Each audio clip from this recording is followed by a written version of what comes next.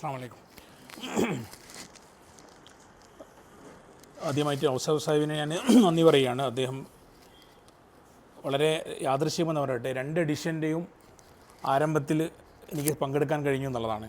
നേരത്തെ സൂചിപ്പിച്ചതുപോലെ 2017 ഖത്തറിൽ വെച്ച് ഈ പുസ്തകത്തിൻ്റെ ആദ്യത്തെ പ്രകാശനം നടന്നത്. അതും ഒരു ഗസയിൽ നിന്നുള്ള ഒരാളെ കൊണ്ട് തന്നെ പ്രകാശിപ്പിക്കാൻ കഴിഞ്ഞു. ഡോക്ടർ അത്താവുള്ള അദ്ദേഹം പിന്നെ ഔസാഫിൻ്റെ കൂടെ പഠിച്ച ആളായിരുന്നു. അപ്പോൾ അദ്ദേഹമായിരുന്നു അത് റിസീവ് ചെയ്തത്. പിന്നെ അപ്പോൾ നല്ലൊരു ഈവൻ്റായിരുന്നു അത്. അപ്പോൾ ഈ പുസ്തകത്തെക്കുറിച്ചിട്ട് ഞാൻ പിന്നെ നോക്കിയപ്പോൾ ഒരുപാട് ആളത് വാങ്ങി പെട്ടെന്ന് കോപ്പി അവസാനിച്ചു. അപ്പോൾ ഈ പുസ്തകം ആവശ്യപ്പെട്ടിട്ട് എന്നോട് കുറേ ആൾ വീണ്ടും ചോദിച്ചു വന്നു. പിന്നെ ഒരു ഖത്തറിലുള്ള തന്നെ ഒരു പിന്നെ എഴുത്തുകാരിയുണ്ട്. അവരത് എന്തോ രചിക്കാൻ വേണ്ടിയിട്ട് ഈ പുസ്തകം ആവശ്യപ്പെട്ടു. അപ്പോൾ എൻ്റെ കയ്യിൽ കോപ്പി ഇല്ലാതായിപ്പോയി. ഉള്ളൊരു കോപ്പി വേറെ കൊടുത്തു. അപ്പോൾ അങ്ങനെ ഞാൻ ഇങ്ങനെ എപ്പോൾ ഇത് പബ്ലിഷ് ചെയ്യാം. അപ്പോൾ ചില പ്രശ്നങ്ങളുള്ളതുകൊണ്ട് രണ്ടാമതും റീപ്രിൻറ്റ് ചെയ്യാൻ പറ്റിയില്ല എന്ന് പറഞ്ഞു.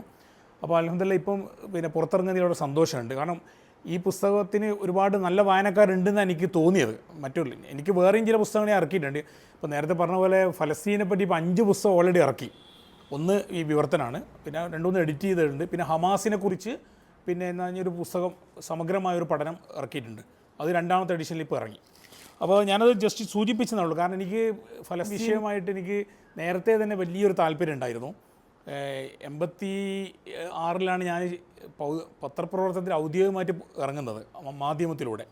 അന്ന് മുതൽ ഞാൻ പിന്നെ ഈ ഫലസ്തീനുമായിട്ടുള്ള ഒരു ബന്ധം കാത്തു സൂക്ഷിച്ച ആളായിരുന്നു. എന്നുവെച്ചാൽ ഹമാസ് 87 തുടങ്ങുന്നത്. അപ്പോൾ അന്ന് മുതൽ ഹമാസിനെ നിരീക്ഷിക്കാൻ തുടങ്ങി. ഇപ്പോൾ 10-35 കൊല്ലം അതിൻ്റെ പിന്നാലെയായിരുന്നു. അപ്പോൾ അതിനിടയിൽ രസകരമായൊരു സംഭവം എന്ന് വെച്ചാൽ, ഞാൻ ജോലി ചെയ്തിരുന്ന ജിദ്ദയിലെ പിന്നെ അറബ് ന്യൂസിലുണ്ടായിരുന്ന എഡിറ്റർ ഉണ്ടായിരുന്നു. അദ്ദേഹം ഇപ്പോൾ ജീവിച്ചിരിപ്പില്ല, ഫറൂഖ് ലുക്മാൻ.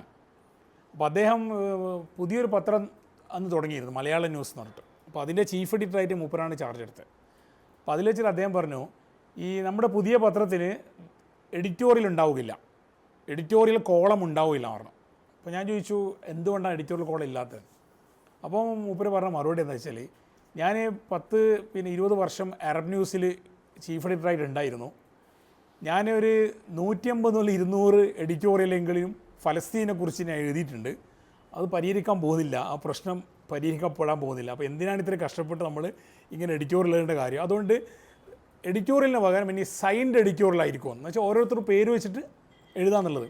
അപ്പോൾ അദ്ദേഹം പറയാനുള്ളൊരു ഭാഷ എന്ന് വെച്ചാൽ, അന്ന് ഫലസ്തീൻ എന്ന് പറയുന്നത് ഒരുപാട് ചർച്ചകളും ഒക്കെ വന്നൊരു സമയമാണ്. ഞാൻ തന്നെ എത്ര ലേഖനം എഴുതിയിട്ടുണ്ട്, മാധ്യമത്തിൽ തന്നെ 100-ലേറെ ലേഖനം ഞാൻ എഴുതിയിട്ടുണ്ട് ഫലസ്തീനെ ബന്ധപ്പെട്ടുകൊണ്ട്. പിന്നെ പുസ്തകം തന്നെ ഉണ്ട്. പക്ഷേ ഈ പ്രശ്നം കത്തി നിൽക്കുന്നുണ്ട്, അത് പരിഹരിക്കപ്പെടരുതെന്ന് കുറേ ആളുകൾക്ക് ആഗ്രഹമുണ്ട്. അതാണ് അതിൻ്റെ വിഷയം. ഇനി ഞാൻ അധികം നീട്ടുന്നില്ല. നമ്മുടെ പുസ്തകത്തിലേക്ക് കിടക്കുകയാണെങ്കിൽ, റംസി ബാറൂദ് അദ്ദേഹം ഇപ്പോൾ വരികയാണെങ്കിൽ ഒരുപാട് അനുഭവങ്ങൾ അതിന് പറയാനുണ്ടാവും. അദ്ദേഹത്തിൻ്റെ ഈ പിന്നെ my father was a freedom fighter, ഗാസസ് അൺടോൾഡ് സ്റ്റോറി എന്ന പുസ്തകമാണ് നമ്മൾ വിവർത്തനം ചെയ്തത്. അപ്പോൾ ആ പുസ്തകം, അദ്ദേഹം ഒരു കോളമിസ്റ്റാണ് എന്ന് മാത്രമല്ല, ആ പുസ്തകത്തിൻ്റെ പ്രത്യേകത എന്താണെന്ന് വെച്ചാൽ, അദ്ദേഹത്തിൻ്റെ ഉപ്പയുടെ ഉപ്പ, ഉപ്പയുടെ ഉമ്മ, അതായത് ഗ്രാൻഡ് പാരൻസ് 2 സൈഡിലുള്ളത്, മെറ്റേണൽ ഗ്രാൻഡ് പാരൻസും രണ്ടും, ഈ 2 പിന്നെ സൈഡിലും അദ്ദേഹത്തിൻ്റെ ഈ ഗ്രാൻഡ് പാരൻസ് ഈ ഒരുപാട് പ്രയാസങ്ങൾ അനുഭവിച്ചുകൊണ്ട് ജീവിച്ച ഒരു കഥയുണ്ടായിരുന്നു. അതാണ് അദ്ദേഹം അതിൽ പറയുന്നത്. പിന്നെ അതിൽ പറഞ്ഞ ചില ഭാഗങ്ങൾ നമ്മൾ മറ്റു ചില, ഇപ്പോൾ മുസഫർ അഹമ്മദ് അദ്ദേഹത്തിൻ്റെ പിന്നെ നോവലിൽ ഒക്കെ എടുത്ത് ഉദ്ധരിക്കുന്നുണ്ടായി. എന്താ സംഭവം എന്ന് വെച്ചാൽ, അവസാനം ഇദ്ദേഹം പിതാവുമായിട്ട് പിന്നെ വേർപിരിഞ്ഞ രംഗമുണ്ട്. ഇദ്ദേഹം അമേരിക്കയിൽ പഠനത്തിന് പോവുകയാണ്. അപ്പോൾ പഠനത്തിന് പോകുമ്പോൾ അദ്ദേഹത്തിന് പഠനത്തിന് പോകാതിരിക്കാൻ നിർവാഹമില്ല, പക്ഷേ ഉപ്പാനെ വിട്ടു പോകാനും പറ്റില്ല. പക്ഷേ അവസാനം യാത്ര ചോദിക്കുന്ന രംഗമുണ്ട്. ആ സമയത്ത് ഉപ്പ ചോദിക്കുന്നുണ്ട് അദ്ദേഹത്തോട്, റംസി ബാറൂദിനോട്, പിന്നെ ഓരോ വിഷയങ്ങളും, മറ്റേ പെർമിറ്റുണ്ടോ, ഈ പെർമിറ്റുണ്ടോ, ടെലവീവ് എയർപോർട്ടിൽ വിമാനം കാത്തു നിൽക്കാൻ ഇത്ര സമയം പിടിക്കുമ്പോൾ അതിനുള്ള പെർമിറ്റുണ്ടോ? അത്ഭുതപ്പെട്ടു. വിമാനത്താവളത്തിൽ കാത്തു നിൽക്കാനുള്ള പെർമിറ്റ് ആർക്ക്? ഫലസ്തീനിലേക്ക് വാങ്ങണമല്ലോ. പിന്നെ അതിലൂടെ ഗസയിലെ ഇററ്റ്സ് ക്രോസിങ്ങിലൂടെയാണ് കടക്കേണ്ടത്. ആ ഇററ്റ്സ് ക്രോസിങ് കടക്കണമെങ്കിൽ ഒരു പ്രത്യേക പെർമിഷൻ വേറെ വാങ്ങണം. അങ്ങനെ ഓരോന്ന് ഒരു 5-6 പെർമിഷനൊക്കെ വാങ്ങിയിട്ട് മാത്രമേ ഒരാൾക്ക് ഗസയിൽ നിന്ന് പുറലോകത്തേക്ക് പോകാൻ പറ്റുന്ന. അപ്പോൾ നമ്മൾ ആലോചിക്കേണ്ടതുണ്ട്, ഒരു സ്വന്തം പിറന്ന ഭൂമിയിൽ നിന്ന് ഒരു മനുഷ്യന് പുറത്തു പോകണമെങ്കിൽ, അടച്ചിട്ട ഒരു തുറന്ന ജയിലിൽ നിന്ന് പുറത്തു പോകുകയാണെങ്കിൽ അവൻ അനുഭവിക്കുന്ന പ്രയാസങ്ങളെക്കുറിച്ചാണ് അതിൽ വിവരിക്കുന്നത്. അപ്പോൾ ഇദ്ദേഹത്തിൻ്റെ ഫാദറും പിന്നെ അദ്ദേഹം അമേരിക്കയിൽ പോയി പിന്നെ രണ്ടാമത്തെ ഇൻതിഫാദ തുടങ്ങി. പിന്നെ ഗസയിൽ ഭയങ്കര ആക്രമണം, അതായത് ഹമാസിന് ഭരണം കിട്ടിയതിന് ശേഷം ഹമാസ് ജനാധിപത്യ രീതിയിലാണ് ഭരണത്തിലേക്ക് വന്നത്, ഡെമോക്രാറ്റിക്കലി എലക്റ്റഡ് പാർട്ടിയാണ് അവർ, എന്നിട്ടും അവരെ ഭരിക്കാൻ അനുവദിച്ചില്ലല്ലോ. നമുക്കറിയാം, ഇന്ന് നമ്മൾ ആലോചിക്കുകയാണെങ്കിൽ ഞാൻ എപ്പോൾ ചിന്തിക്കുന്ന ഒരു കാര്യം എന്താ വെച്ചാൽ, ഇന്ന് പിന്നെ ഫലസ്തീനിലുള്ള ഒരു 17 വയസ്സുള്ള ആൺകുട്ടിയും പെൺകുട്ടിയും 17 വയസ്സ് വരെയുള്ള ഇന്ന് ജീവിച്ചിരിക്കുന്ന 17-18 വയസ്സുള്ള പെൺകുട്ടികൾ ജനിച്ച് വീണത് തന്നെ അധിനിവേശത്തിൽ മാത്രമല്ല ഉപരോധത്തിൽ കൂടിയാണ്. മറ്റുള്ളവർ ജനിക്കുന്ന തന്നെ അധിനിവേശത്തിലാണ്. പക്ഷേ ഈ തലമുറയുടെ പ്രശ്നം എന്ന് വെച്ചാൽ അവർ അധിനിവേശം മാത്രമല്ല പട്ടിണിക്കിട്ട് പീഡിപ്പിക്കുന്ന ഒരു ലോകത്താണ് അവർ പിടർന്നു വീണത്, ഈ 17 വയസ്സ് വരെ ഇന്നുള്ള ആളുകൾ. പിന്നെ ഇപ്പോഴത്തെ ഗസ പിന്നെ ഇതിലുള്ള സംഭവത്തിൽ ജനിച്ച കുട്ടികളുടെ കാര്യം പറയാനില്ല, അവരെന്താ അനുഭവിക്കാൻ പോകുന്നത് അറിയില്ല, നമുക്ക് എന്താ സംഭവിക്കാമെന്ന്. അപ്പം അങ്ങനെയുള്ളൊരു ചിത്രമാണ് ഗസയെക്കുറിച്ച് അദ്ദേഹം പറയുന്നത്. അപ്പോൾ അദ്ദേഹത്തിൻ്റെ പിന്നെ ഉപ്പയും ഉമ്മയുമാണ് അത് ഈ രണ്ടാളുടെ സംഭവം എന്ന് വെച്ചാൽ, ഇദ്ദേഹത്തിൻ്റെ ഉപ്പയും ജീവിക്കുന്നത് ബൈത്ത് ദറാസ് എന്ന് പറഞ്ഞ ഒരു ഗ്രാമത്തിലാണ്. ആ ഗ്രാമത്തിൻ്റെ പ്രത്യേകത, ബൈത്ത് ദറാസ് എന്ന് പറയുന്നത് ഏതാണ്ട് അതിൻ്റെ 1000 കൊല്ലം പഴക്കമുള്ള ചരിത്രം ലഭ്യമാണ്. ആദ്യം മംലൂക്കുകൾ, പിന്നെ റോം അധിനിവേശകർ, പിന്നെ ക്രൂസൈഡേഴ്സ്, ഇവരൊക്കെ പോയി അവസാനം ഉസ്മാനിയ ഖിലാഫത്ത് ഓട്ടോമൻ എംപയറിൻ്റെ കീഴിലായിരുന്നു പിന്നെ 500 കൊല്ലം ആ ഗസ പ്രദേശം ഉണ്ടായിരുന്നത്. അവിടുത്തെ ഒരു ഗ്രാമമാണ് ബൈത്ത് ദറാസ് എന്ന് പറയുന്നത്, നല്ലൊരു ഗ്രാമമായിരുന്നു. അപ്പോൾ ആ സമയത്ത് പിന്നെ ഇസ്രായേൽ അവിടെ കൈയടക്കുകയാണ്. ഈ നക്ബ എന്ന് പറയുന്ന സംഭവം ഉണ്ടല്ലോ, 948 സംഭവങ്ങളാണ് നക്ബ എന്ന് പറയുന്നത്, കാറ്റോസ്ട്രോഫി എന്ന് പറയുന്നത്. അത് മഹാദുരന്തമെന്നാണ് ഫലസ്തീനെ വിശേഷിപ്പിക്കുന്നതാണ് നക്ബയും നക്സയുമുണ്ട്. അപ്പോൾ ഈ നക്ബ സംഭവിക്കുമ്പോൾ എന്താണെന്ന് വെച്ചാൽ 7.5 ലക്ഷത്തോളം ഫലസ്തീനികളെ ജന്മനാട്ടിൽ നിന്ന് അടിച്ച് പുറത്താക്കിയത്, 7.5 ലക്ഷത്തോളം. 400-ലേറെ ഗ്രാമങ്ങൾ തീയിട്ട് നശിപ്പിച്ചു, ദേർ യാസീനിലും അതുപോലുള്ള സ്ഥലങ്ങളിലൊക്കെ സംഭവിച്ചു.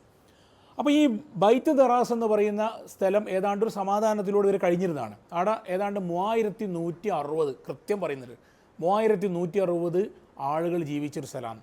അന്ന് അവിടെ രജിസ്ട്രി ഉണ്ടായിരുന്നു. ഇന്ന് ഞാനിത് പറയുമ്പോൾ ഞാൻ ഓർക്കുന്നത്, ഇപ്പോൾ ഗസയിലെ കഴിഞ്ഞ 2 കൊല്ലം നടന്ന സംഭവത്തിലെ ഏറ്റവും ദുഃഖകരവും നമ്മുടെ കണ്ണീര് വറ്റിക്കുന്നതുമായൊരു സംഭവം എന്നാ ചോദിച്ചാൽ, ഗസയിൽ രജിസ്ട്രിയിൽ നിന്ന് നീക്കപ്പെട്ട 1400 ചില്ലറ ഫാമിലികളുണ്ടെന്ന് പറഞ്ഞാൽ നമ്മൾ ഞെട്ടിപ്പോകും. എന്ന് പറഞ്ഞാൽ ഫാമിലി തുടച്ചു നീക്കപ്പെട്ടു.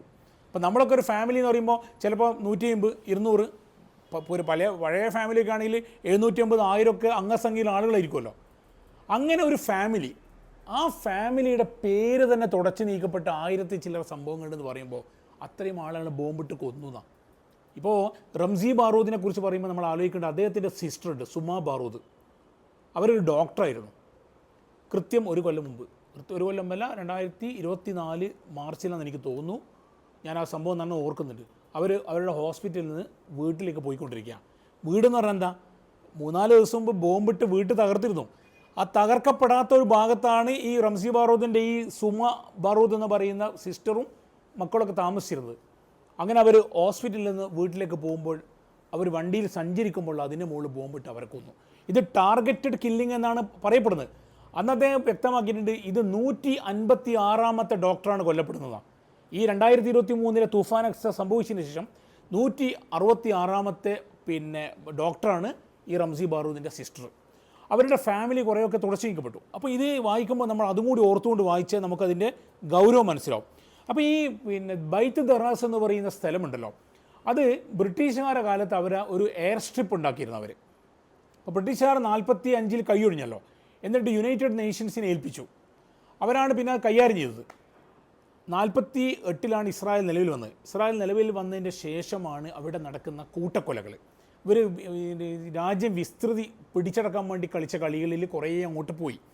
ആ സമയത്ത് ഈ ഹഗന്ന എന്ന് പറയുന്ന ജൂത തീവ്രവാദ സംഘമുണ്ട്. ഈ സംഘത്തിൻ്റെ നേതാവാണ് ഇസ്രായേലിൻ്റെ 1-ാമത്തെ പ്രധാനമന്ത്രിയായ ബെൻഗൂറിയൻ എന്ന് പറഞ്ഞ ആൾ. അയാളുടെ പേരിലാണ് ടെല്ലവീവിലെ വിമാനത്താവളത്തിൻ്റെ പേരും ബെൻഗൂറിയൻ ഇൻ്റർനാഷണൽ എയർപോർട്ട് എന്നാണ്. ഈ ബെൻഗൂറിയൻ എന്ത് ചെയ്ത, അദ്ദേഹം പറഞ്ഞ ഒരു വാചകം എന്താ അറിയുമോ, ഈ ഫലസ്തീനികൾ ഇനി അടിച്ച് പായിച്ചു 7 ലക്ഷം ആളെ പോയല്ലോ, ഇവരാരും തിരിച്ചു വരാൻ പോകുന്നില്ല, അവരെ ഇതിനെക്കുറിച്ച് ഓർക്കാനും പോകുന്നില്ല എന്ന് പറഞ്ഞത്.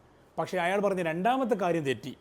ഇവരാരും തിരിച്ചു വരില്ല എന്ന് പറഞ്ഞത് ഇതുവരെ സംഭവിച്ചിട്ടില്ല. ഫലസ്തീനയുടെ തിരിച്ചുവരവർ തടയുന്നതിൽ അവർ വിജയിച്ചിട്ടുണ്ട്. പക്ഷേ ഇത് ഓർക്കാൻ പോലും ഇനി ഒരു സമൂഹം ഉണ്ടാകില്ല എന്ന് ഈ മനുഷ്യൻ പറഞ്ഞിരുന്നു. അതെല്ലാമാണ് ഈ ഗസയിൽ ഇപ്പോഴത്തെ സംഭവങ്ങൾ തെളിയിക്കുന്നത്. ഇതൊരിക്കലും മറക്കാൻ ഞങ്ങൾക്ക് സാധ്യമല്ല. ഗസ എപ്പോഴും ലോകത്ത് മുന്നിൽ ജീവിച്ചു കൊണ്ടിരിക്കുമെന്നാണ് ഈ തൂഫാൻ ലക്സ തെളിയിച്ചുകൊണ്ടിരിക്കുന്നത്. അപ്പോൾ ഗസയെ മറക്കില്ല, അത് ലോകം മറക്കുന്നില്ല. ഇപ്പോൾ വെസ്റ്റേൺ കൺട്രീസാണ് ഏറ്റവും ശക്തമായി രംഗത്തുള്ളത് നമുക്കറിയാം. സ്പെയിനൊക്കെ എത്രയാണ് ഇതിൻ്റെ പിന്നിൽ നടക്കുന്നത് നമുക്കറിയാം. അവർ ഇസ്രായേലിൻ്റെ തോന്നിയാസങ്ങൾ മുഴുവൻ ലോകത്തിന് ബോധ്യപ്പെട്ടു. ഇപ്പോൾ മിനിയാന്ന് ഞാൻ കണ്ടൊരു പിക്ചർ എന്താ വെച്ചാൽ ബെൽജിയത്തിലൊരു ട്രെയിൻ ഓടുകയാണ്. ആ ട്രെയിനിൻ്റെ മുകളിൽ വലിയൊരു ഗ്രാഫിറ്റി വന്നിരിക്കുക, എന്താ ഡെത്ത് ടു IDF. അത് ഭയങ്കരമായി സോഷ്യൽ മീഡിയയിൽ പ്രചരിച്ചുകൊണ്ടിരിക്കുക. ഒരു ബെൽജിയം പോലുള്ള രാജ്യത്ത് അപ്പോൾ ആളുകൾ മാറി ചിന്തിക്കാൻ തുടങ്ങി. ഞാൻ പറയുന്നത് മുസ്ലിം ലോകത്തിൻ്റെ കാര്യമല്ല, അത് ഞാൻ തൽക്കാലം പറയുന്നില്ല.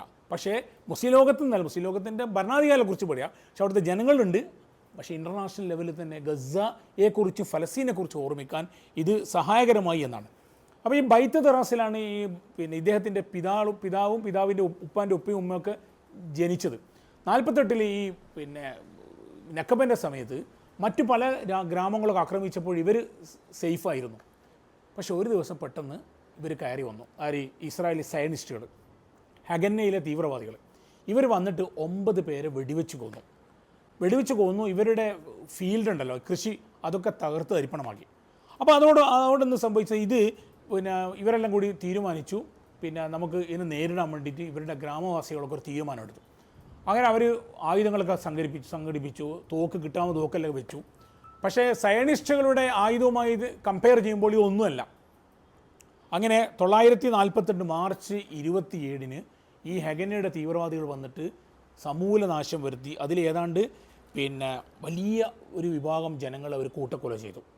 അങ്ങനെയാണ് ഈ ബൈത്ത് ദറാസ് എന്ന് പറയുന്ന ഗ്രാമത്തിൽ നിന്ന് ഈ റംസി ബറൂദിൻ്റെ ഫാമിലി പലായനം ചെയ്യുകയാണ്.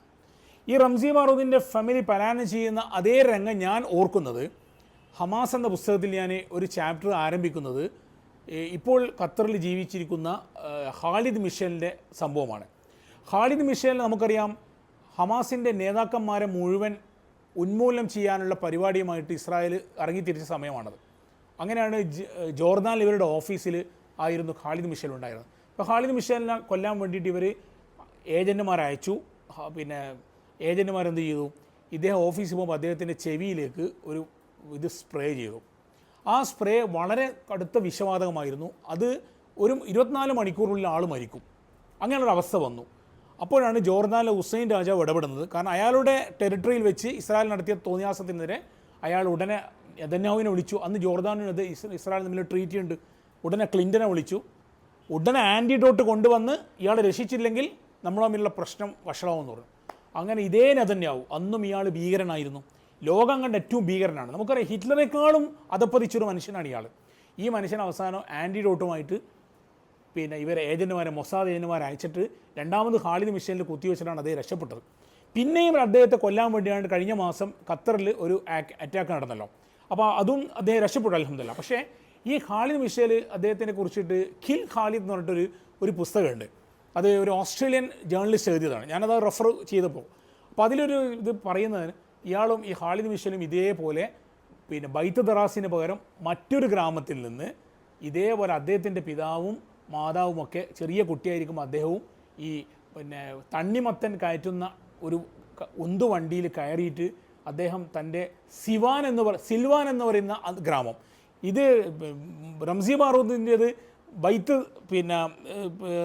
ഇതാണല്ലോ ബൈത്ത് ദറാസ്, മറ്റേത് സിൽവാൻ എന്ന് പറയുന്ന ഗ്രാമത്തിൽ നിന്നാണ് ഖാലിദ് മിഷേലും അദ്ദേഹത്തിൻ്റെ ഉപ്പയും ഉമ്മയും കൂടിയിട്ട് പലായനം ചെയ്യുന്നത് ഗസ ടൗണിലേക്ക്. സിൽവാൻ പക്ഷേ ഇസ്രായേലിൻ്റെ ഭാഗമായിട്ട് ഇപ്പം മാറി. ബൈത്ത് ദറാസ് ഇപ്പോഴും ഗസയുടെ ഭാഗം തന്നെയാണ്. അവിടെ ഇവർ ഹഗന്നെ കയറി അറ്റാക്ക് ചെയ്തു, കൃഷി നശിപ്പിച്ചു. അങ്ങനെ മൊത്തത്തിൽ ഇവർ 2 മാസം പോരാടി. പക്ഷേ ആ 2 മാസം പിടിച്ചു നിൽക്കാൻ പറ്റിയില്ല. നിങ്ങൾ ഇതുമായിട്ട് കമ്പയർ ചെയ്യൂ ഇപ്പോഴത്തെ സംഭവം. ഇവിടെ 2 കൊല്ലം ഇവർ പിടിച്ചു നിന്നു. 2 കൊല്ലം പിടിച്ചു നിന്നിട്ട് ഒരു ബന്ദിയെ പോലും സ്വന്തം നിലക്ക് മോചിപ്പിക്കാൻ ഇസ്രായേലിന് കഴിഞ്ഞില്ല. അതാണ് ഏറ്റവും വലിയ ഇത്. കാരണം തങ്ങളറിയാതെ ഒരു ഈച്ച പോലും പറക്കില്ലെന്ന് വീമ്പ് പറഞ്ഞ ഒരു വിഭാഗമാണ് മൊസാദും ഇസ്രായേലും. ആ ഈച്ച 2023 ഒക്ടോബർ 7 ഈച്ചയല്ല, 1000ഓളം പടയാളികളെ അവിടെ കടന്നു. അത് പരാജയപ്പെട്ടു.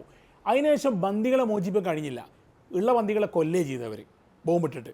അപ്പോൾ സ്വന്തമായിട്ടുള്ള നേരത്തെ മോചിപ്പിക്കപ്പെട്ടതുപോലും കരാറിൻ്റെ അടിസ്ഥാനത്തിൽ മാത്രമാണ്. അപ്പോൾ ഇത്രയും കാലമായിട്ട് ഇവർക്ക് ബന്ദികളെ സ്വന്തം പൗരന്മാരെ കണ്ടെത്താൻ പോലും അവർക്ക് കഴിഞ്ഞിട്ടില്ല.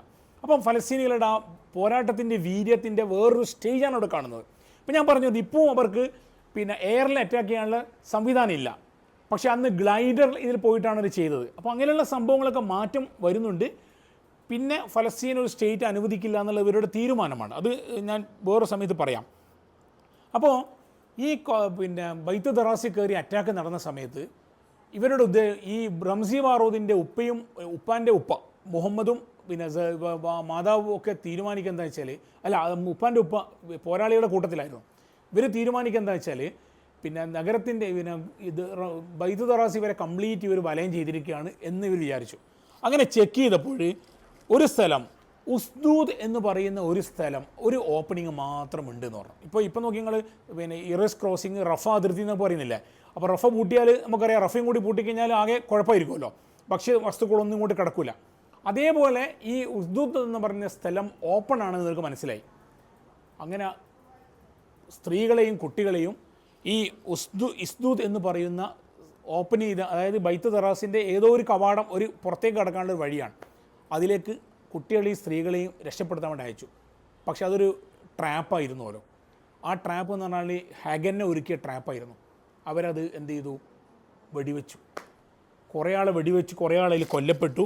അതിൽ സ്ത്രീകളെയും കുട്ടികളെയും ഉൾപ്പെടെ ഏതാണ്ട് അന്ന് ഒറ്റ ദിവസം 50 ഫലസ്തീനികളെ കൂട്ടക്കൊല ചെയ്തു എന്ന് ബെൻഗൂറിയൻ എന്നതിന് അദ്ദേഹത്തിൻ്റെ ഡയറിയിൽ രേഖപ്പെടുത്തിയതാണ്. അന്ന് ഒറ്റ ദിവസം 50. അപ്പോൾ ഇപ്പോൾ 250 പറയുമ്പോൾ അന്ന് 50 എന്ന് പറയുമ്പോൾ ആലോചിക്കുക നിങ്ങൾ, അത്രയും ആയുധസന്നാണ് അവരുടെ കയ്യിലുണ്ടായിരുന്നു. അങ്ങനെ ആ ഡയറിയിൽ പറഞ്ഞു, അന്ന് ഈ റംസി ബാറൂദ് അദ്ദേഹത്തിൻ്റെ പുസ്തകത്തിൽ ഉദ്ധരിക്കുന്നത് ഒരു ഉമ്മു മുഹമ്മദ് എന്ന് പറയുന്ന ഒരു സ്ത്രീയുണ്ട്, അവരെ ഉദ്ധരിക്കുന്നത്. അവർ പറയുന്നത് താനും തൻ്റെ സഹോദരിയുടെ കൈപിടിച്ച് ഓടി ഒരു ഫീൽഡിലേക്ക് പോയി ഞങ്ങൾ രക്ഷപ്പെടുകയും ചെയ്തെന്ന് പറഞ്ഞത്. അപ്പോൾ ഇതിൽ നേരത്തെ ഒരു കാര്യം പറഞ്ഞില്ലേ ഞാൻ, ബ്രിട്ടൻ്റെ ഒരു എയർഫീൽഡ് അവിടെ ഉണ്ടായിരുന്നു പറഞ്ഞല്ലോ. അപ്പോൾ ബ്രിട്ടീഷുകാർ ഈ എയർഫീൽഡ് ഒഴിവാക്കിയിട്ട് പോയപ്പോൾ ഈ വന്ന എയർഫീൽഡല്ലോ അത് ഇവർ കൈകാര്യം ചെയ്തു. അത് വെച്ചിട്ടാണ് അതിൽ നിന്നാണ് ഈ ഇവർ പല ആക്രമണങ്ങളും ആസൂത്രണം ചെയ്തെന്ന് പറയുന്നത്. അപ്പോൾ അന്ന് കുറേ ആളുകൾ കൊല്ലപ്പെട്ടു. കൊല്ലപ്പെടാതെ ബാക്കിയ ആളുകളെ സംബന്ധിച്ചിടത്തോളം അവർക്ക് നാട് വിടാൻ അവർ നിർബന്ധിതരായി. നാട് വിടുകയല്ലാതെ അവർക്ക് രക്ഷയില്ലെന്നായി. കാരണം അല്ലെങ്കിൽ സയൻറ്റിസ്റ്റുകൾ അവരെയും കൂടി കൊല്ലും. അങ്ങനെയാണ് ഇദ്ദേഹത്തിൻ്റെ ഉപ്പാൻ്റെ ഉപ്പ, അന്ന് അദ്ദേഹത്തിൻ്റെ ഉപ്പ ചെറിയ പ്രായമൊന്നുള്ളൂ. അപ്പോൾ ഉപ്പാൻ്റെ ഉപ്പാൻ്റെ ഉമ്മയും കൂടി മറിയമും മുഹമ്മദുമാണത്. അവർ രണ്ടുപേരും കൂടി മറ്റുള്ള ഇദ്ദേഹത്തിൻ്റെ ഉമ്മാൻ്റെ ഗ്രാൻഡ് പാരൻസും കൂടിയൊക്കെ അവരങ്ങനെ സ്ഥലം വിട്ടു. അപ്പോൾ ഇദ്ദേഹത്തിൻ്റെ ഗ്രാൻഡ് പാരൻറ്റ് ഈ മുഹമ്മദ് എന്ന് പറഞ്ഞ ആൾ നേരത്തെ ഈ കുട്ടകളൊക്കെ നിർമ്മിച്ചുകൊണ്ട് എറേഴ്സ് ക്രോസിങ് നടന്നിട്ട്, അന്നേരം ക്രോസിംഗ് ഒന്നും ആയിട്ടൊന്നുമില്ല, അന്നേരം വിറ്റിട്ട് ഉപജീവനം കഴിച്ചിരുന്ന അതൊക്കെ തടസ്സപ്പെട്ടു. അങ്ങനെ അവസാനം അദ്ദേഹം പലയിടത്തും പോയി അങ്ങനെ ജീവിക്കേണ്ടി വന്നു. അപ്പോൾ ഈ 50 ഫലസ്തീനിലെ കൂട്ടക്കൊല ചെയ്ത സമയത്താണ് ഇദ്ദേഹത്തിൻ്റെ പിതാവ്, അന്ന് ഇദ്ദേഹം ജനിച്ചിട്ടില്ല, പിതാവിൻ്റെ ഉപ്പയും ഒക്കെ വേണ്ടിയിട്ട് അവിടുന്ന് സ്ഥലപ്പെടുന്നത്. അവർ കഴുതപ്പുറത്ത് കിട്ടാവുന്ന സാധനങ്ങളൊക്കെ കയറ്റി, നേരത്തെ ഞാൻ പറഞ്ഞ പോലെ ഖാലിദ് മിഷേൽ തണ്ണിമത്തൻ്റെ വണ്ടിയിൽ പോയതുപോലെ ഇവർ കഴുതപ്പുറത്ത് കിട്ടാവുന്ന സാധനം വെച്ച് വിട്ടു. അന്ന് റംസി ബാറൂദിൻ്റെ ഉപ്പക്ക്, അതായത് മുഹമ്മദ് എന്ന് പറയുന്ന ഉപ്പക്ക്, രണ്ടും മുഹമ്മദാണ്ട് കൺഫ്യൂഷൻ വരുന്നതുകൊണ്ടാണ്, രണ്ടും മുഹമ്മദാണ്. അപ്പോൾ മാത്രമല്ല അദ്ദേഹത്തിൻ്റെ ഉമ്മാൻ്റെ ഗ്രാൻഡ് പാരൻസിൻ്റെ ഉമ്മാൻ്റെ ഉപ്പാൻ്റെ പേര് മുഹമ്മദ് എന്നാണ്. അപ്പോൾ മൊത്തത്തിലൊരു മുഹമ്മദാണ്, അതുകൊണ്ടൊരു കൺഫ്യൂഷൻ വരും. അപ്പോൾ ഇവർ പോയി, അന്ന് ഇദ്ദേഹത്തിന് 10 വയസ്സേ ഉള്ളൂ. അങ്ങനെ ഗസയിലേക്ക് അവർ പോകുന്നു. ഗസയും ഈ ബൈത്ത് ദറാസും തമ്മിൽ 48 കിലോമീറ്ററാണ് വ്യത്യാസമുള്ളൂ. അങ്ങനെ ഗസയിൽ പോയി ജീവിക്കുന്നു കുറച്ചു കാലം അങ്ങനെ. അപ്പോൾ ഇസ്രായേലിൻ്റെ കയ്യിലാണ് വരുന്നത്. പിന്നെ ഇസ്രായേലും ഈജിപ്തും തമ്മിൽ ചില പ്രശ്നങ്ങളുണ്ടാകുന്നു.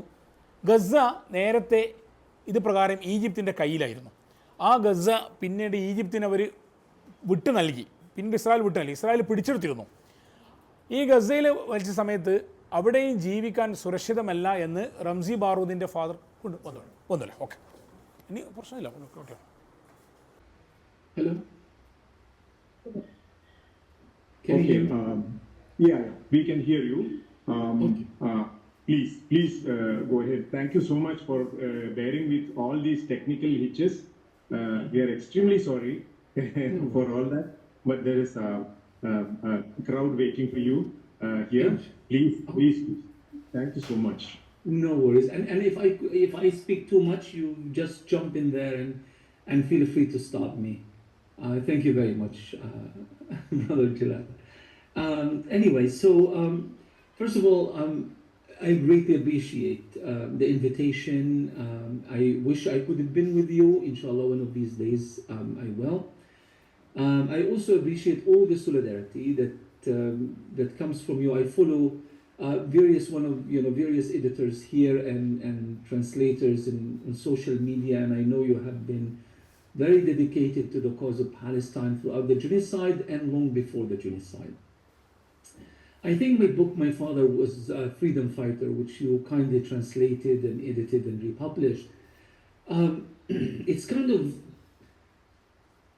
I wouldn't say it's a prophecy in a sense, but it was my insistence on the centrality of the Palestinian narrative to the overall Palestinian struggle, to the overall Palestinian discourse.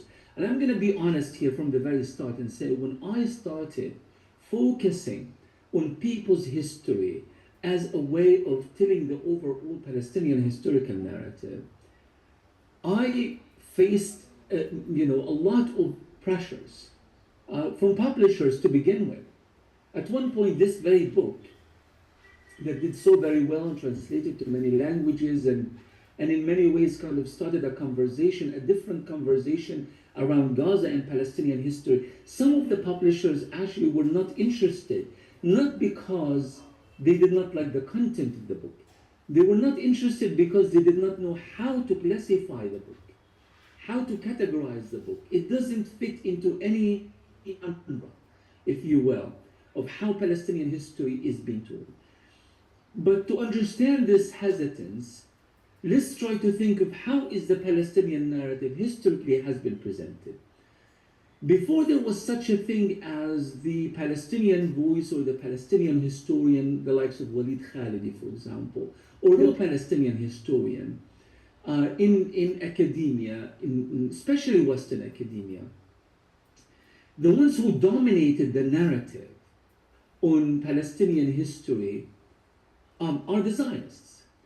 And mainstream Western academia and media have historically were and largely remain Zionist until this day, which means that Palestine was dropped almost entirely from how that history is being perceived and articulated.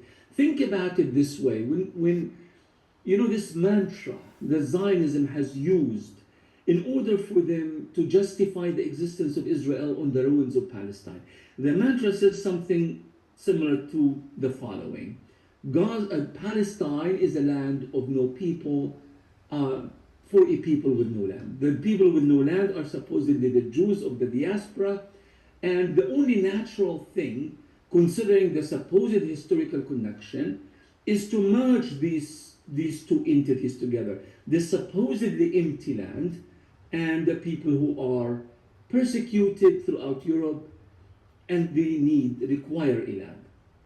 So it seemed like a no-brainer. It wasn't even a moral issue because the Palestinians have been erased. They don't exist as a people. And in fact, Golda Meir said it very clearly. She said it's not like there was such a thing as a Palestinian people and we came and we kicked them out. They never existed. Something to that effect. But this is on the military front. This is on the physical, tangible idea of what a Palestinian is and isn't. But on that concept, that kind of reflected itself on the conceptual front as well.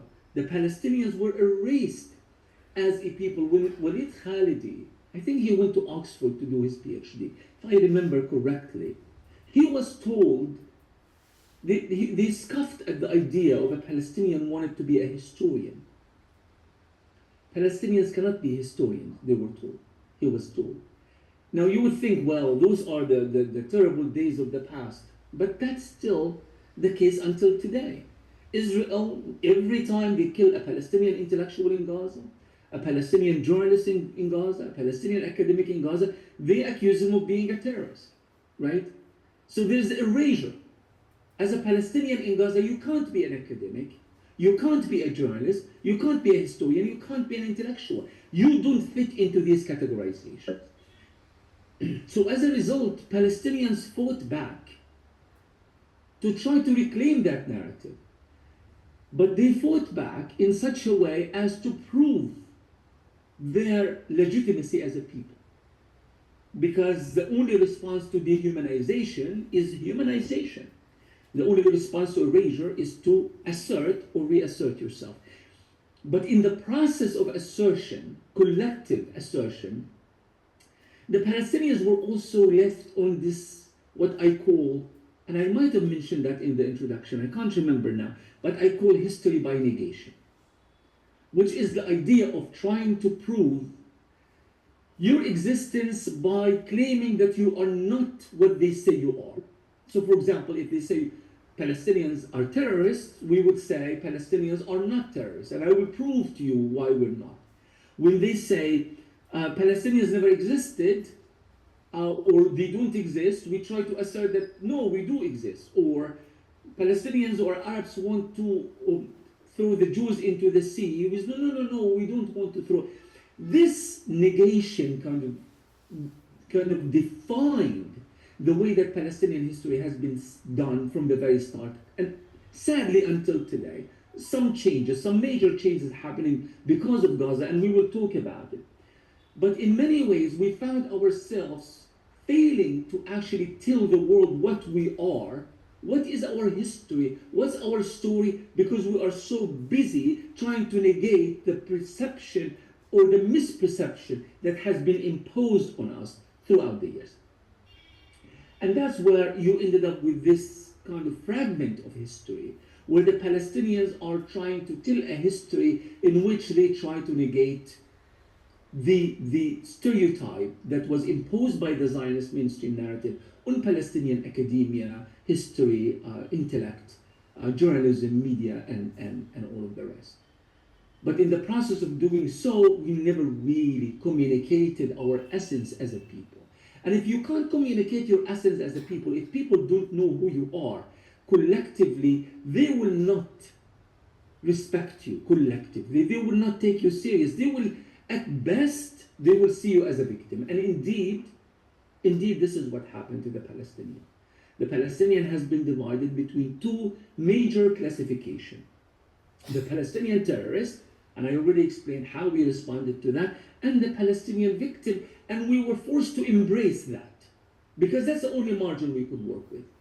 We are victims of Zionism, we are victims of Israel, we are victims of Arab and Muslim betrayal, we are victims of the failure of the international community, we are the failure of the, we are the victims of the failure of the humanitarian laws to be imposed on Israel, and so forth and so on. But no one really respects a victim, in a sense. You might feel bad for the victim, you might sympathize and feel sorry for the victim, but you can't see the victim as an agent. And that's the issue. The issue is that of agency. Do we make decisions haphazardly as Palestinians? Do we have political agency? Of October 7 and everything that happened since then is not enough to show that Palestinians do have agency. Right or wrong, agree or disagree, that's not the issue. And they are capable of changing not only regional dynamics, but global dynamics. I don't know what else can be said to demonstrate the agency of the Palestinian. But the role of the victim doesn't fit into that. Now, there are other fragments of how Palestinian history has been told. For example, the socialist or the leftist intellectual, would present Palestine as part of a larger global dynamic in which Palestine, along with Kashmir and Nicaragua and Congo and everything else and everybody else, are all kind of, the victims of American imperialism and Western colonialism. So if you are lucky, you kind of get this little mention, honorary mention somewhere. Palestine and Indochina somehow together. Palestine, Vietnam's, Cambodia in the same sentence. But again, that's just not enough for you as a historian to claim or reclaim the centrality of your own people. Because again, without that, then you are cancelled out. You have no agency. In fact, imagine what's happening right now. right now, following the ceasefire, which inshallah is going to continue, how the story, the narrative is being spun. Just think about how the narrative is being spun. They held the Sharm el-Sheikh summit, the so-called peace summit in Sharm el-Sheikh. The Palestinians were not even invited. We were not there. I mean, forget about Mahmoud Abbas, who only represents himself. But the Palestinians of Gaza, who are the ones who would not surrender after 2 years of a genocidal war, were not invited to the summit. Who were invited? The very Arab and Muslim entities that in many ways were supporting Israel in its war on Gaza, and the very Western powers that armed Israel in its genocidal war on Gaza. There was very little mention of Yemen, for example. Yemen, Lebanon, the very forces in the region that really achieved a major paradigm shift in how Western Israeli colonialism and imperialism are being dealt with. Very little mention of Namibia, or of Colombia, of Venezuela, of Nicaragua, of South Africa, among so many other nations that did create and fortify the Palestinian position at the global stage, that created this kind of global momentum of tens of millions of people protesting for Palestine, alienating Israel, turning Israel into a pariah state. That camp was not even represented. None of them were there. They didn't matter. But from a historical point of view, of course they did matter. And they made all the difference. So you see how narratives are usually shaped by mainstream thinking, mainstream politicians, mainstream media, and mainstream academia, and therefore mainstream society, to manufacture the facts in such a way that would completely erase the agency of the Palestinians and the agency of those who stood with the Palestinians in solidarity, from India and Kashmir all the way to Brazil, all the way to Canada, and so forth and so on.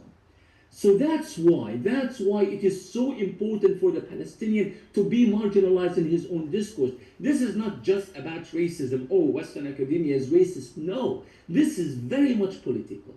Very much political. This marginalization, this isolation means that we are kept outside the conversation. The conversation on Gaza, the conversation on the very future of Palestine.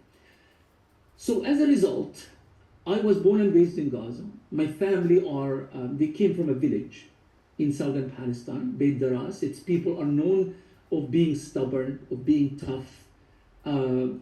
We were called the Fallahin, the peasants. We are still called the Fallahin. And along with nearly 800,000 Palestinians, we were all ethnically cleansed outside of our own land, our own historical homeland. I was born and raised in a refugee camp, a third-generation refugee. I grew up being told, don't ever say that I am from the refugee camp. If people ask you where you are from, you say, I am from Beit Daras. That's the village in which my father was born, and my grandfather had a small piece of land and lived with dignity, poverty, but dignity and pride.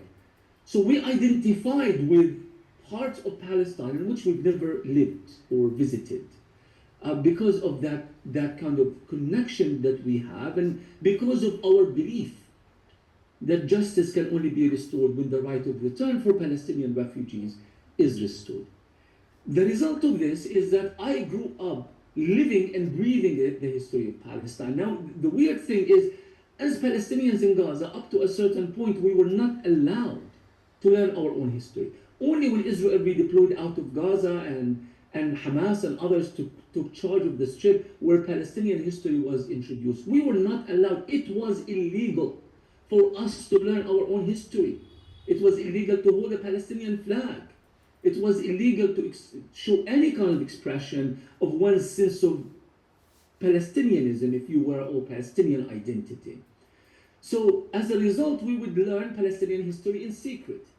The imam in the mosque, the teacher, always after looking outside and making sure that there are no soldiers snooping by, he would, bits and pieces, stories of our grandparents, late at night after dinner, after the Isha prayer, just getting together and talking about what Beit Daras was like and what life in Beit Daras was like.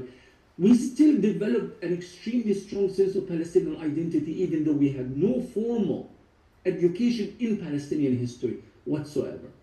Now, here's the scenario. I leave Gaza and I go to the United States to study at the University of Washington. Naturally, I wanted to get involved in any kind of pro-Palestine solidarity, and I was told, to my surprise, that there is a pro-Palestine solidarity movement in Seattle, in the city of Seattle in Washington state. I was surprised. I was completely ignorant of anything that was happening regarding Palestine outside of Gaza. So naturally, I wanted to go and get involved. I go there, Friday night, we get there, we sit in a circle just like yours, and they start talking about the Israeli occupation and how difficult it must be for the Israeli soldiers who are holding the Palestinians captive. Because you see, not only the victim or the prisoner is the one who suffers, but also the prison guards, someone said. And they all started kind of feeling sorry for the soldiers, talking about, oh, these poor soldiers, what they go through. And I was like, I just could not understand for the life of me. What is this conversation? What are they talking about? This has nothing to do with Gaza. It has nothing to do with Palestine. You want to talk about Palestine? Let's talk about Palestinian victimization, but Palestinian resistance. Let's talk about the Palestinian people, their history, their villages, where they come from, what they are fighting for, their principles, their language, their spirituality. They know nothing about this, or they knew nothing about this. The entire thing was centered into, how bad the occupation is to the collective mind of the Israelis. And they started pointing at certain newspaper. Oh, Haaretz. Haaretz is a really good newspaper. This is the newspaper you need to substitute. So they are talking about Israeli media, Israeli society, Israeli everything. Palestinians not even part of that conversation. And that's when I realized that this is a problem. Because for me, Palestine has nothing to do with these things. And if you want to understand Palestine correctly, you have to shift your gaze entirely to a different perception of Palestine and the Palestinian people. At the time, I found a book by someone named Howard Zinn, I did not know who he was, called A People's History of the United States. And I was fascinated by the title, A People's History. Now, I still love Howard Zinn and his principles and his writings. The book wasn't exactly a people's history. I mean, they were not really documenting people's stories and people's viewpoint. And in his defense, much of that was written during a time in which we don't really have, major transcripts of what people thought and said back in the day. But I kind of thought about the concept of people's history, began studying it, eventually did my PhD on the subject. But at the time, I wanted to reorient the story of Palestine and tell a different version of Palestinian history. That was my dream, and it took me years of studying and traveling and talking, and until I developed that concept. I started with a book called Searching Jenin, which was done with Noam Chomsky back in 2002, 2003, about the massacre of Jenin in the West Bank during the Second Intifada. And it has great impact. It had great impact to the point that it was one of the best-selling books at Amazon history section for about 6 months, which meant that people are eager for this kind of alternative way of looking at this so-called conflict. That took me all the way to my father was a freedom fighter. Just before my father passed away, he told me, I told him, Dad, I would love to write your story.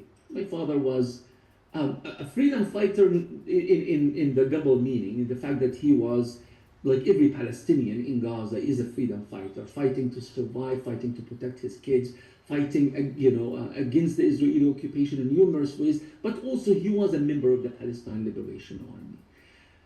And I told him, Dad, you have this fascinating story, you have no idea how much people would love to hear it. And he kind of scoffed at the idea. He said, I'm a fellahin, I'm a poor peasant. Why would anyone care? He died under siege in Gaza. We could not get him to a hospital. He died really without us knowing what were the causes of his death. The hospitals were filled with injured and and there was no space for him, so he died at home. I haven't seen him for years and years prior to that because Israel would not allow me to go back to Gaza.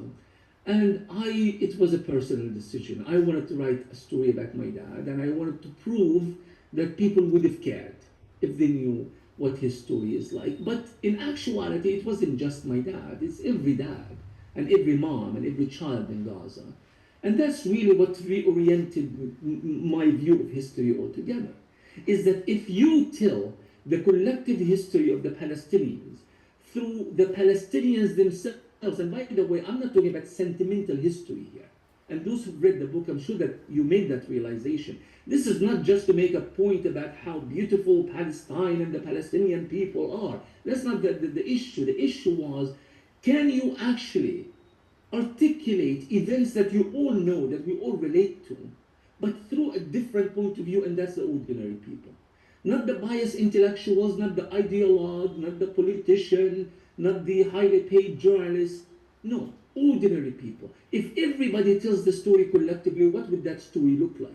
So we are here looking at the same events, looking at Balfour, looking at the rise of the Zionist movement, looking at the settlements, looking at the occupation and the Nakba and everything before and after, but we are looking at them from an entirely different point of view. Thus, the book. And what made the book a success in many ways is that it allowed people who always viewed what's happening in Palestine as a very complicated issue. Oh, in the West here, it was like they used to, oh, this is too complicated. And they've been fighting for thousands of years. This is why when Trump said his silly statement at Sharm el-Sheikh, oh, I just ended a conflict that's been around for 3,000 or maybe 5,000 years, as if there's no difference between 3,000 and 5,000. That's a whole different issue. But it's just this kind of really drive the same point, is that they are under the impression that this is a very complex from an academic point of view, and it's very and a very old, ancient history that neither us nor anyone else can resolve. And therefore, why meddle? Why try to change the situation? Let the status quo, that of occupation, apartheid, and the whole thing, let it continue. Let it carry on, because again, it's been going on for such a long time. So really, that's proof that no, it is not. It is an issue of a great deal of urgency. It affects the lives of ordinary people, and it's those ordinary people who are actually making the difference in how you view the history of Palestine. I'm just going to finish with just a small thing here. Imagine if Palestinians in Gaza did not resist. Imagine if they did not resist. After October 7, the Israeli army walks in, and then they decide, they start killing Palestinians, and Palestinians did not resist. And the Israelis ask them to leave, to Rafah, to the Sinai Desert, to Egypt. They did. That would have been the end of the Palestinian story. There's no Palestinian story to be told. But what makes the story a continuous one is the Palestinian people, not the leadership. We have a collaborating leadership with Israel in Ramallah. It's not the Arabs, because the Arabs are working with the US against the Palestinians. There's only one factor that allowed the story to carry on for as long as it has, and those are the Palestinian people. You want to understand Palestinian history, you want to understand the Palestinian collective behavior, why they do and say the things they do and say. Why did they stay in Gaza? Why do they refuse to give up? Why do they celebrate despite of their grief and all of that? Why do they turn despair into hope? You have to look and orient yourself with Palestinian history that is based on the stories of ordinary people. That's what we try to do. And I hope that we have succeeded, especially trying to reach diverse audiences, about Palestine all over the world. Thank you very much for listening. If you have any questions or anything, I'm happy to address them. Thank you so much. I'm Awsaf. I have been in touch with you when the first edition was about to be published to get of course, Brother Awsaf, I remember you. Pronounced, and you sweetly told us over a voice note that it is Ramzi Baroud. Yes, I hope I am pronouncing it properly. Correct. Yes. It was so nice of you that because of all the hitches, I mean, in spite of all the hitches, you were with us, and we are so happy that we could listen to a person who has written a book which we got translated and we have sold almost touching, hopefully, inshallah, in 1,000 copies is a big thing for us now here. Not only that, we could listen to you live, and that too when horrendous crimes are being committed against people, and the whole world folded their hands and watched it without any emotions whatsoever. And we are with you. And what we have heard is I'm working in health sector, so they say that they need specialist doctors there, surgeons there.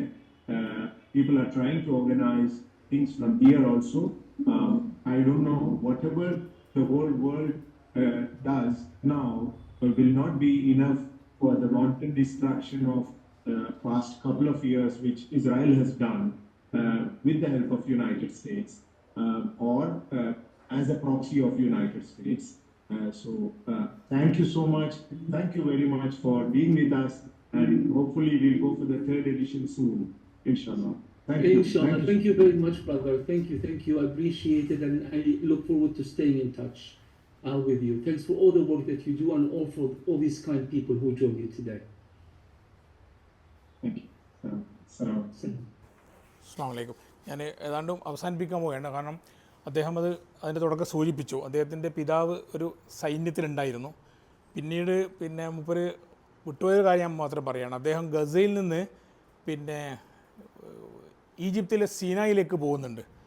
അപ്പോൾ അന്ന് train ഉണ്ടായിരുന്നുള്ളത് പിന്നീട് വായിച്ചപ്പോൾ എനിക്ക് മനസ്സിലായത്. ആ സമയത്ത് ഫലസ്തീനിൽ ഒരു ട്രെയിൻ ഓടിയിരുന്നു ഗസയുടെയും റഫയുടെയും സീനായിയുടെയും ഇടയിൽ. അപ്പോൾ ആ ട്രെയിനിൽ അയാൾ നാട് വിട്ടു വന്നിട്ട് ഇദ്ദേഹത്തിൻ്റെ ഫാദർ 14-ാമത്തെ വയസ്സിൽ വിട്ടു പോകുമ്പോൾ ഇദ്ദേഹം വീട്ടിൽ പറയാതെയാണ് പോകുന്നത്. It didn't say anything. പെട്ടെന്ന് ഒരു ദിവസം ഇയാൾ ഈ റംസി ബാറൂദിൻ്റെ ഫാദർ വീട് വിട്ട് ഇറങ്ങിയിട്ട് നേരെ മൂപ്പര് കിട്ടിയ ട്രെയിനിൽ സ്ഥലം വിട്ടു. അപ്പം ഇസ്രായേലിൻ്റെ ഇതിൽ നിന്ന് രക്ഷപ്പെടാൻ വേണ്ടിയിട്ട് ഉദ്ദേശിച്ചിട്ടാണ് പോയത്. അങ്ങനെ അദ്ദേഹം സീനായിലെത്തിയിട്ട് ഒരു വീട്ടിൽ പോയി അഭയം, അതായത് എന്തെങ്കിലും. അപ്പോൾ സാധാരണത്തിൽ ഇസ്ലാമിക് ഇത് പ്രകാരം 3 ദിവസം എന്തായാലും അതിഥിയായിരിക്കുമല്ലോ. അപ്പോൾ അതിലാണ് അദ്ദേഹം പോയത്. അപ്പോൾ അദ്ദേഹം പോയതൊരു നല്ലൊരു മനുഷ്യൻ്റെ അടുത്താണ്, അയാളും ഭാര്യയും. പക്ഷേ അദ്ദേഹം ഇയാളെ സ്വീകരിച്ചു. പിന്നെ ലാസ്റ്റ് 3 ദിവസം കഴിഞ്ഞപ്പോൾ തിരിച്ചു പോകേണ്ട സമയമായപ്പോൾ ഇയാൾ പറഞ്ഞു, ഞാൻ ഇങ്ങനെ ഇവിടുന്ന് വരുന്നതാണ്, ഒരു അഭയാർത്ഥിയാണ്. അപ്പോൾ ഇദ്ദേഹത്തിന് ഇഷ്ടപ്പെട്ടു, ഇദ്ദേഹത്തിന് ഭാര്യയ്ക്കും, ഈ ഒരു ഷേഖ് എന്ന് പറയുന്നത്, ഇവിടെ താമസിച്ചോളാൻ പറഞ്ഞു.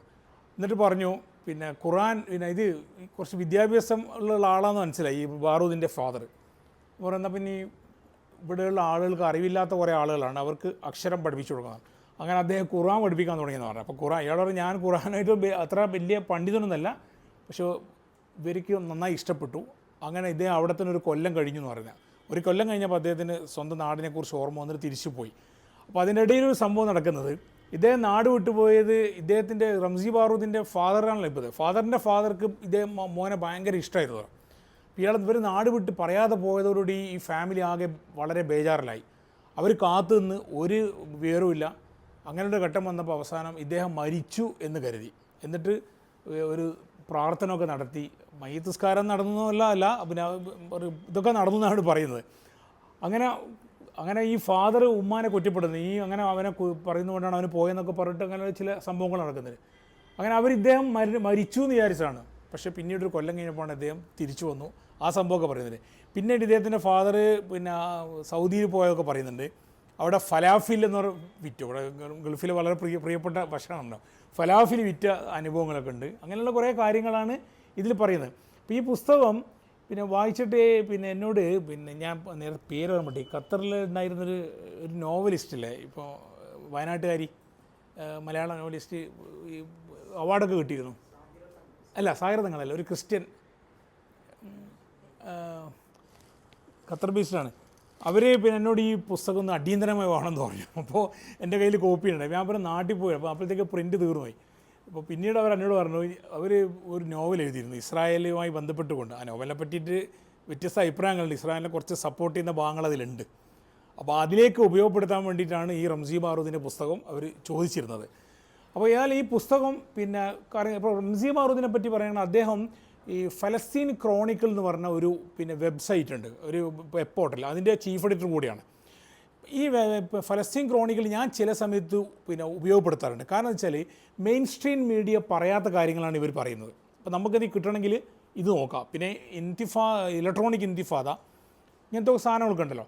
അപ്പോൾ ഈ പിന്നെ ഇദ്ദേഹത്തിൻ്റെ ഇതിലൂടെ ഒരുപാട് കാര്യങ്ങൾ പിന്നെ പുറത്തു വന്നിട്ടുണ്ട്. അപ്പം റംസി ബാറൂദിൻ്റെ ഒരു വലിയ സങ്കടം എന്ന് പറയുന്നത് അദ്ദേഹത്തിന് തിരിച്ച് നാട്ടിലേക്ക് പോകാൻ പറ്റിയില്ല എന്നുള്ളതാണ്. അപ്പം വർഷങ്ങളോടെ അമേരിക്ക തന്നെ സിയാറ്റിലല്ല, കഴിഞ്ഞ സിയാറ്റിലാണ് അദ്ദേഹം ഉള്ളത്, തിരിച്ചു പോകാൻ പറ്റുന്നില്ല. അപ്പോൾ ഫാദർ വളരെ ഇതായിട്ട് സങ്കടപ്പെട്ട് ആണ് അദ്ദേഹം മരിച്ചത്. അദ്ദേഹത്തിന് ആ സെക്കൻഡ് ഇൻതിഫാദ സമയത്ത് ഹമാസിനെതിരെ ഉപരോധം ഏർപ്പെടുത്തിയപ്പോൾ അദ്ദേഹം ഗസയിൽ കുടുങ്ങി മര്യാദയ്ക്ക് ചികിത്സ കിട്ടാതെ.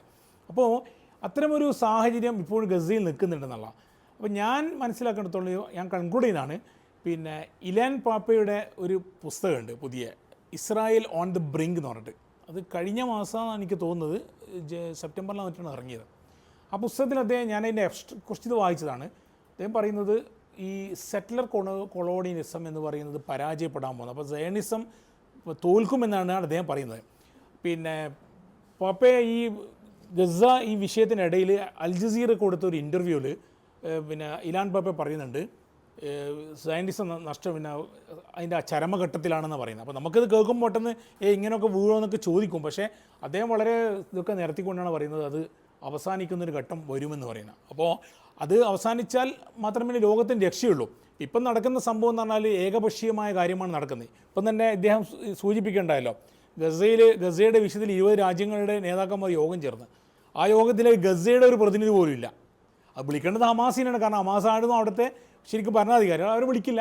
എന്നിട്ട് എന്ത് ചെയ്തു, ഈ ഇൻ്റർനാഷണൽ പിന്നെ ക്രിമിനൽ കോർട്ടിൻ്റെ അറസ്റ്റ് വാറൻ്റുള്ള നെതന്യാഹുവിനെ ഈ ട്രംപ് ക്ഷണിച്ചു, ആരോട് ചോദിക്കാതെ.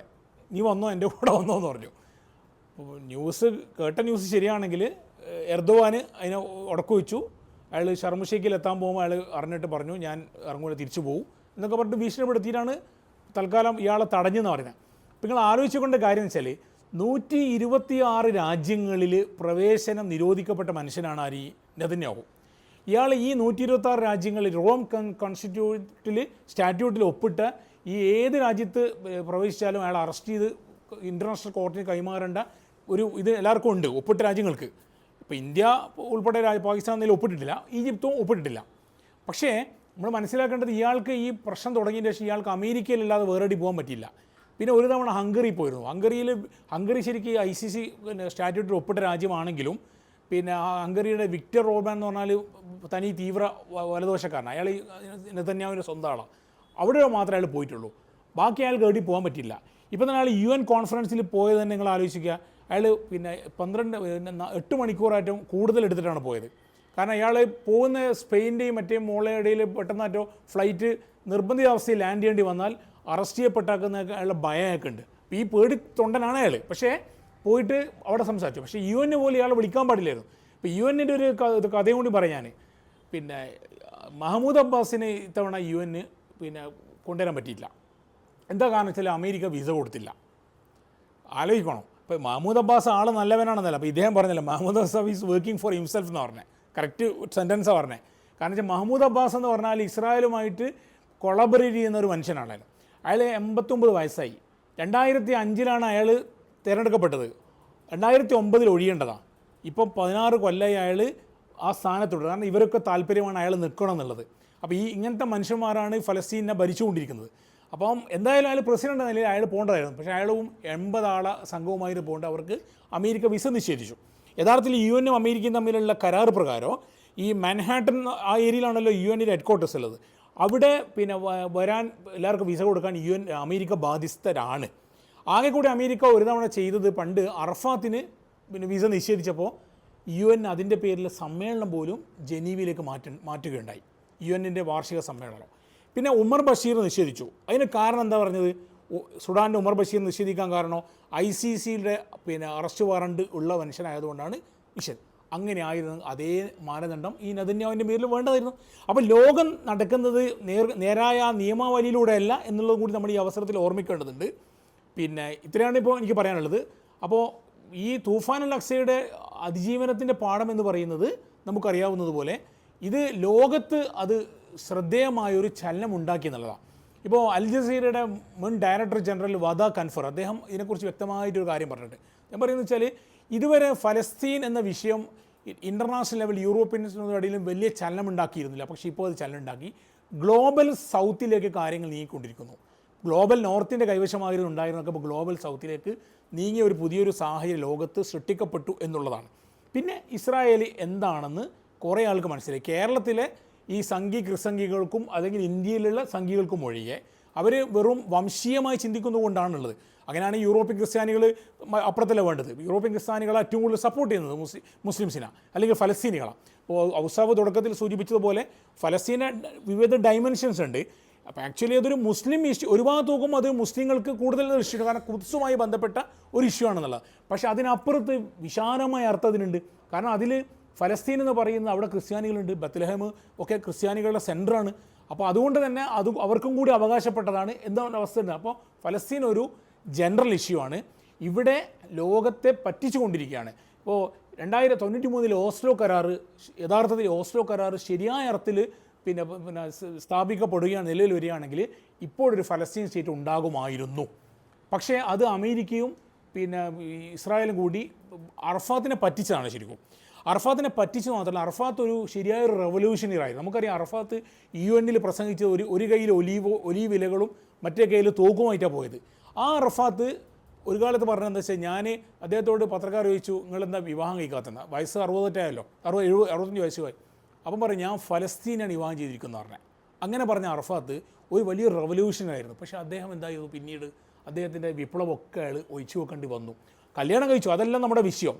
പക്ഷേ ആ സുഹാ അറഫാത്ത് ഏത് അവസ്ഥയിലാണ് വന്നതും എന്നുകൂടി നമ്മൾ നോക്കണ്ട. അതിൻ്റെ പിന്നിൽ ചില താല്പര്യങ്ങളൊക്കെ ഉണ്ടതാണ്. ആ അറഫാത്തിനെ 93 ഓസ്ലോ കരാർ ഒപ്പിട്ടിട്ട് രാമല്ലയിൽ ഒരു ഹെഡ് ക്വാർട്ടേഴ്സ് ഉണ്ടാക്കി കൊടുത്തു, ഒരു ക്യാബിനറ്റ് പദവിയും കൊടുത്തിട്ട് അറഫാത്തിനവിടെ ഇരുത്തി. അറഫാത്തിന് 3-ാം ദിവസം എന്താ ചെയ്തത്, ഹമാസ് പോലുള്ള പോരാളികളെ മുഴുവൻ അറസ്റ്റ് ചെയ്ത് നീക്കാൻ തുടങ്ങി. ഏത് അറഫാത്താണ് നിങ്ങൾ ആലോചിക്കേണ്ടതുണ്ട്. അറഫാത്തിനെ കംപ്ലീറ്റ് അവർ മാറ്റി. എന്നിട്ട് അവരെന്ത് ചെയ്തു, 2005 അറഫാത്തിനെ രാമല്ല ഹെഡ് ക്വാർട്ടേഴ്സിൽ ഉപരോധിച്ചു. 1.5 മാസം 55 ദിവസം ഉപരോധിച്ചിട്ട് വെള്ളവും ഇതും മാത്രം കഴിച്ചിട്ട് കുറേ ദിവസം കഴിഞ്ഞിട്ടുണ്ട്. പക്ഷെ അതിനിടയിൽ അയാൾക്ക് കൊടുത്ത ഭക്ഷണത്തിൽ പോയിസൺ പിന്നെ കയറ്റി, അങ്ങനെ ഇഞ്ചിഞ്ചായിട്ട് ആണ് അറഫാത്ത് മരിക്കുന്നത്. അപ്പോൾ അതുപോലും ഈ ഗൂഢാൽ നടക്കുന്നത്, അത് ആ അന്വേഷണം പോലും എവിടെ എത്താതെ അവസാനിപ്പിക്കുകയാണ് ഇവർ ചെയ്തത്. അപ്പോൾ അതാണിപ്പോൾ ഫലസ്തീനിലെ സ്ഥിതി. അതുപോലെ ഇവർ എല്ലാ നേതാക്കന്മാരെയും ഇങ്ങനെ പിന്നെ ഉന്മൂലനം ചെയ്യാനുള്ള പരിപാടി നടത്തിക്കൊണ്ടിരിക്കുകയാണ്. ഇപ്പോൾ തന്നെ എനിക്ക് ഇസ്രായേലാണ് വലിയ വിശ്വാസമൊന്നുമില്ല. ഈ കരാറും എന്നൊക്കെ എത്രത്തോളം പോകും നമുക്കറിയില്ല. കാരണം കഴിഞ്ഞ ജനുവരിയിൽ ഒപ്പിട്ട കരാറ് 3 ഘട്ടമായിരുന്നു. ആ 3 ഘട്ടം പൂർത്തിയായിരുന്നുവെങ്കിൽ ഈ പ്രശ്നം അന്ന് പരിഹരിച്ചിട്ടുണ്ടാകുമായിരുന്നു. മാർച്ച് ആകുമ്പോഴത്തേക്ക് പ്രശ്നം പരിഹരിക്കുമായിരുന്നു. പക്ഷേ എന്താ ചെയ്തത്, 1-ാം ഘട്ടം കഴിഞ്ഞപ്പോൾ തന്നെ ഇസ്രായേൽ ഏകപക്ഷീയമായിട്ട് വെടിനിർത്തൽ ലംഘിച്ചിട്ടാണ് പിന്നെയും ആക്രമണം ഉണ്ടായത്. പിന്നെയും കുറേ ആളവർ കൊന്നു. അന്ന് 60,000-ൽ താഴെയായിരുന്നു അതിനെ കൊല്ലപ്പെട്ടതെങ്കിൽ ഈ പിന്നീട് 7,000-ലധികം ആൾ പിന്നെയും കൊല്ലപ്പെട്ടു. ഇതിനെല്ലാം കാരണക്കാർ. അപ്പോൾ അങ്ങനത്തെ ഇവരെ വിശ്വസിക്കാൻ പറ്റില്ല. ഇപ്പം തന്നെ മിനിയാന്നും ആ ലംഘനം കുറച്ചൊക്കെ നടന്നിട്ടുണ്ട് എന്നാണ് പറയുന്നത്. അപ്പോൾ നമുക്കിനി ലോകത്തിൻ്റെ സപ്പോർട്ട് ഉണ്ടാകുമെന്ന് വിചാരിക്കാം. പിന്നെ ഹമാസിനെ നിരായുധീകരിച്ചാൽ സംഭവിക്കാൻ പോകുന്നത് ഫലസ്തീൻ കോസ് തന്നെ ഇല്ലാതാവുകയാണ്. കാരണം ഹമാസ് എന്ന് പറയുന്നത് ആ ഫലസ്തീൻ്റെ കോസിനും ഉണ്ടായതാണ്. ആ പിന്നെ അറഫാത്തിൻ്റെ PLOയും ഫത്തഹും ഒക്കെ ഈ പിന്നെ റവല്യൂഷണറി സ്വഭാവമൊക്കെ അഴിച്ചു വെച്ച് അവർ സുഗലോലപതിയിൽ നീങ്ങിയപ്പോൾ പോരാടാനുള്ളത് ഇത്തരം പോരാളി പ്രസ്ഥാനങ്ങൾ മാത്രമാണ്. അവരെയും കൂടി നിർജ്ജീവമാക്കുകയാണെങ്കിൽ എന്താ സംഭവിക്കുകയെന്ന് വെച്ചാൽ ഫലസ്തീൻ അടഞ്ഞ അധ്യായമായി മാറും. ഇപ്പോൾ പിന്നെ ഞാൻ എപ്പോൾ ചിന്തിക്കുന്ന ഒരു കാര്യം എന്ന് വെച്ചാൽ, ലോകത്ത് ഏറ്റവും ദൈർഘ്യമുള്ള പിന്നെ ഈ കൊളോണിയലിസം അല്ലെങ്കിൽ അധിനിവേശം നടന്നൊരുക്കുന്ന ഇപ്പോൾ ഇന്ന് നിലവിലുള്ള രാജ്യം ഫലസ്തീൻ മാത്രമാണ്. ബാക്കി എല്ലായിടത്തും അധിനിവേശം തീർന്നു മാത്രമല്ല, പല പുതിയ രാജ്യങ്ങൾ ഉണ്ടാക്കി കൊടുത്തു. ഇപ്പോൾ പിന്നെ സുഡാനിൽ നിങ്ങൾ നോക്ക്, സൗത്ത് സുഡാന് വേറിട്ട് പോയി. എന്തുകൊണ്ടാണ്? സൗത്ത് സുഡാനിൽ ഭൂരിഭാഗവും ക്രിസ്ത്യൻ ഇതാണ്. അപ്പോൾ സൗത്ത് സുഡാന് അമേരിക്ക വേർപെടുത്തി സ്വന്തം രാജ്യം കൊടുത്തു. അതിന് മുമ്പ് 99 പിന്നെ ഈസ്റ്റ് തൈമൂറിനെ ഇന്തോനേഷ്യൻ്റെയിലും വേർപെടുത്തി കൊടുത്തു. എന്നിട്ടും ഫലസ്തീന് മാത്രം മോചനം കൊടുക്കാൻ തയ്യാറായിട്ടില്ല.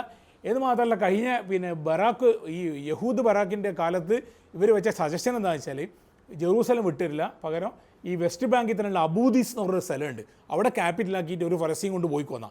ഇപ്പോൾ അതും ഇല്ല. ഇപ്പോൾ ഫലസ്തീനയെ കൊടുക്കില്ല എന്ന് പറയുന്നത്. അപ്പോൾ അങ്ങനെയുള്ള സ്ഥിതി ഘട്ടത്തിലാണ് നമ്മൾ നിൽക്കുന്നത്.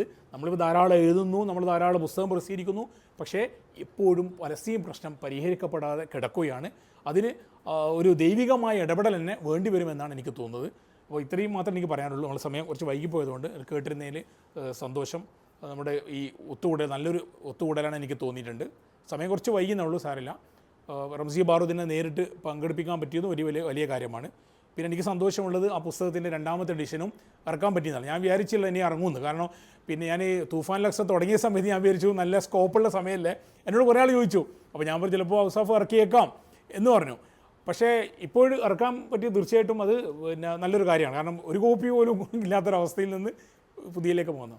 അള്ളാഹു ഇത് കൂടുതലേക്ക് വരാൻ തൗഫീഖ് ചെയ്യേണ്ടത് പ്രാർത്ഥിക്കുന്നു. വാർദ്ദാമല്ല ബിലാലമീൻ. അസ്സലാമു അലൈക്കും. അസ്സലാമു അലൈക്കും. നമ്മൾ അധികം എടുക്കുന്നില്ല, കൺക്ലൂഡ് ചെയ്യാണ്.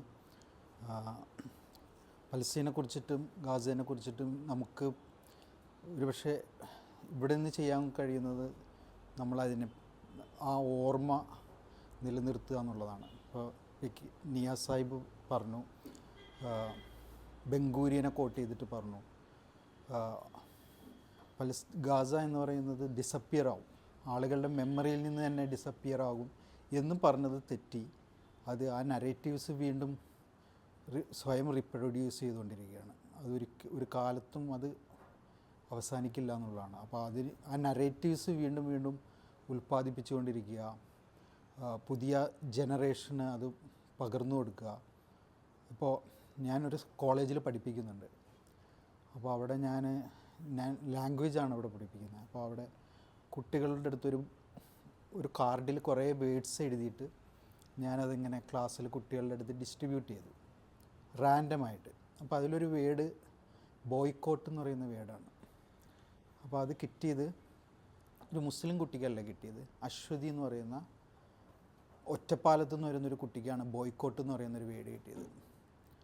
അപ്പോൾ അവൾ പെട്ടെന്ന് അവളൊരു സെൻറ്റൻസ് ഉണ്ടാക്കി പറഞ്ഞത്, I boycott all Israeli products because of what happens in Gaza എന്നാണ്. അപ്പോൾ അങ്ങനെയുള്ള കുട്ടികൾക്ക് വരെ പുതിയതായിട്ട് ഒരുപക്ഷെ രാഷ്ട്രീയ സംഭവ വികാസങ്ങളൊക്കെ കൂടുതൽ ആളുകൾ എൻ്റർടൈൻ ആയിട്ടുള്ള പെട്ടെന്ന് ക്വിക്ക് മെസ്സേജ് കിട്ടുന്ന സ്ഥലത്തേക്ക് ഇതിലേക്ക് പോവാണ്. റീൽസിലും ഒക്കെ മാറുമ്പോൾ കുറേയും കൂടി അപ്പൊളിറ്റിക്കലായ ഒരു ജനറേഷനാണെന്ന് നമുക്ക് തോന്നുന്ന സമയത്ത് തന്നെയാണ് ഈ ഗസ പോലുള്ള സംഭവങ്ങൾ നടക്കുന്നത്. അപ്പോൾ കുട്ടികൾ കൂടുതൽ അവെയർ ആവുന്നുണ്ട്, പുതിയ ജനറേഷൻ അവെയർ ആവുന്നുണ്ട്. അപ്പോൾ അവർക്ക് ഓർക്കാൻ വേണ്ടിയിട്ട് നരേറ്റീവ്സ് റിപ്രൊഡ്യൂസ് ചെയ്യുക എന്നുള്ളതാണ് നമുക്ക് ചെയ്യാനുള്ളത്. അപ്പോൾ ആസ് എ പബ്ലിഷർ അതാണ് നമ്മൾ ചെയ്തുകൊണ്ടിരിക്കുന്നതും. അപ്പോൾ അതിന് കൂടുതൽ അതിന് കഴിയട്ടെ. അപ്പോൾ ഇവിടെയുള്ളവരെല്ലാവരും എഴുതുന്നവരും ഒക്കെയാണ്. ജാഫർ സാഹിബുണ്ട്. അപ്പോൾ അതിന് നമുക്ക് ഈ അനുഭവം ഒരു ഇതാവട്ടെ എന്ന് മാത്രം ആശംസ പറഞ്ഞുകൊണ്ട് ഞാൻ എൻ്റെ കർത്തവ്യത്തിലേക്ക് കിടക്കുകയാണ്. ഒന്നാമതായിട്ട് നമ്മളോട് സംസാരിച്ചത് ഓൺലൈനിൽ വളരെ ബുദ്ധിമുട്ടുണ്ടെങ്കിലും അതിൽ സാങ്കേതികമായിട്ടുള്ള പല പ്രശ്നങ്ങളുണ്ടായി. അതിനിടയിൽ പോലും 2 തവണ വന്നു അദ്ദേഹം നമ്മളോട് പറഞ്ഞു. റംസി ബറൂദിന് ഞാൻ അതുൽ ബുക്സിൻ്റെ പേരിൽ നന്ദി പറയുന്നു.